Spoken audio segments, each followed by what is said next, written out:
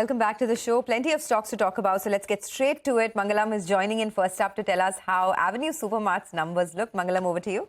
Well, for Avenue Supermarts, the same thing continues. The revenue grows well, but it's the margin which is under pressure, and that's largely because of the product mix. So the gross margin pressure continues this time around as well. They were lower both year on year as well as quarter on quarter. Revenues up 18.7%. No surprises there. The company had given their second quarter update. EBITDA grew just 12.7%. That makes the EBIT margins, or rather EBITDA margins, at 8%, which is the lowest that we've seen in the last many quarters. And overall, the net profit reduced on account of a low tax expense in the base. So there was a 140 crore tax credit. Gross margins of the company have reduced largely because of lower contribution coming in from their high margin general merchandise and apparel business. And this is something that the street will continue to worry about, as a result of which we will see the stock, which has been an underperformer, continue to drag lower. Okay, all right. Thanks a lot for that, Mangalam. So the stock expected to drag a little bit lower. But Sonia, some good news coming for Tata Motors. They're unlocking value. Absolutely. And I think this was expected, before the Tata Technologies IPO, which is expected very soon. So the news flow is this: Tata Motors will be selling 9.9% stake that they have in Tata Technologies, which is their wholly owned subsidiary. They will be selling to TPG Rise Climate for a little over 1,600 crores. And this ascribes an equity valuation of 16,300 crores for Tata Technologies. Now, Tata Motors in the press release has said that this transaction furthers Tata Motors' deleveraging agenda, and the transaction will close in the next 2 weeks itself. Earlier, TPG Rise Climate had invested $1 billion in Tata's passenger electric mobility business. So basically in the electric mobility business. And Tata Motors currently has a little over 74% stake in Tata Technologies. So they will be divesting a little bit and selling to TPG Rise. Of course, this is positive for shareholders. So I'm going with green on that. And this also is, the first step before the Tata Technologies IPO. So this stock is definitely going to be in focus today. Okay, all right. I'm watching Dalmia Bharat. They came out with a set of numbers. I just want to pull up the intraday chart of Dalmia Bharat on Friday. Stock ended at the low point of the day. The buzz was that the numbers will be disappointing, but actually the numbers are a little bit better than what we were working with. So the revenues, well, that came in a little bit lower. We know that the volume growth is, far lower than comparison to some of its peers. And pricing is an issue because they have exposure to East as well as South India. So that explains why in the top line there was a bit of a mess. But the EBITDA number looked better. That's what led the margins to come in even better. And the profit number as well did come in better. On the specifics, the 6.2 million tons of volumes, that's in line with what the street was working with. The upper end of the range was 6.4. The lower end was around 6 million tons. So 6.2 is in line. But the EBITDA per ton came in much better. What caused that? The beat is primarily because of lower cost, particularly power and fuel costs. So if you pull up a chart, it'll tell you the overall cost per ton did come in low, and the power and fuel costs per ton as well did come in much lower. So expecting the stock to open up in the green, and the shorts in the system as well could have an issue this morning. But that's about Dalmia Bharat. Let's focus on Sunteck Realty. They came up with an operational update, and Sonal, it looked quite good. It did, especially on the sales front, because they did see a growth of 17% on a YY basis, and it has come in after some dull quarters for the company. Collections, however, did see a decline on a YY basis, that is for quarter two. So pre-sales came in at 395 crore rupees, collections came in at 214 crore rupees versus 331 crore rupees. So it's a 100 crore downtick on a YY basis. But the company says in quarter two, they looked at, or they launched 7 large projects in the MMR region with a gross development value of 30,000 crore rupees, which if converted into value could be a big sales number for the company. Going forward, they are also planning to launch 2 new large projects, so the commentary positive as well. Expect the stock to be in the green today. Okay, thanks a lot for that. Ekta is also joining in to tell us why Laurus Labs should be on your list this morning. Ekta, over to you.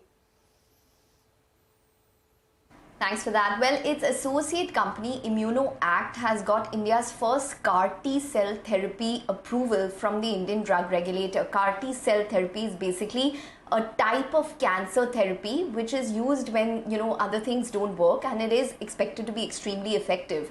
So ImmunoAct is an IIT Bombay incubated company. Laurus Labs has invested over $18 million in ImmunoAct. So I expect Laurus Labs to probably be in the green because this particular therapy will be one of the first of its kind in India. It's made in India and it's expected to be much cheaper. We haven't really heard from the management in terms of how much cheaper, but it could be over 50 to 60% cheaper than the alternatives when it comes to CAR T therapy available in the country. All right. Thanks very much, Ekta, for that. Well, let's focus on two more names. PVR is going to be in focus, and Bajaj Electricals is the other one. Surabhi's got details on both. Surabhi, hi, morning. Good morning. So PVR Inox will be in focus. That is because it will be the only multiplex operator that will be screening the live matches of the Cricket World Cup. They will be screening it at select theatres over 40 cities. Additionally, they have launched a monthly subscription pass at 699 rupees per month, where customers can watch up to 10 movies per month.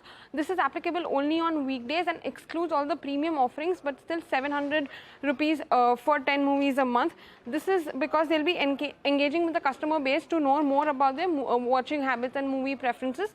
Apart from that, Bajaj Electricals, they have won a service contract order worth 564 crores from Power Grid Corporation. This contract is for a transmission line in Andhra Pradesh, and the project is going to be completed in the next 21 months. Okay, all right, Surabhi, thanks a lot for that. And hopping across back to Mangala. Mangala, what an action-packed week you've had, right? Going to see the game, coming back, analyzing results. I think last night you were at, another, I think, a gig or something. But for the time being, tell us about Texmaco as well as Delta Corp. Well, action-packed week indeed, but that's what you're going to do, right? Short weekends is what you get. But these numbers, Texmaco, strong run of results for all these rail companies continues. The stock price is telling you that, there's something which is likely in the numbers itself. And they've also announced the demerger of their rail and green energy infra business, so for which they will offer 3 shares of this business for each share that the company holds or shareholders hold in this company itself. For the revenue, 66% jump, EBITDA jump at 75%, and the net profit jumps from 11-12 crores odd to about 20 crores. That's a 70% jump out there as well. There's been growth across their key segments. Heavy engineering, where the margins have jumped from 2% to 6%.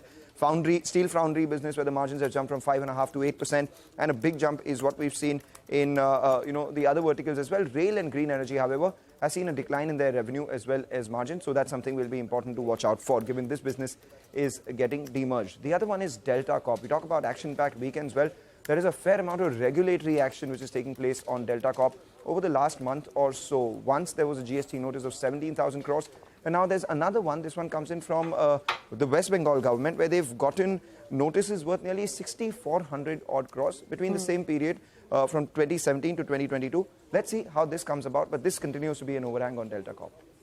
All right, we will be connecting with the management of Texmaco Rail and Engineering at 9:40 a.m. today, so you want to stay tuned for that.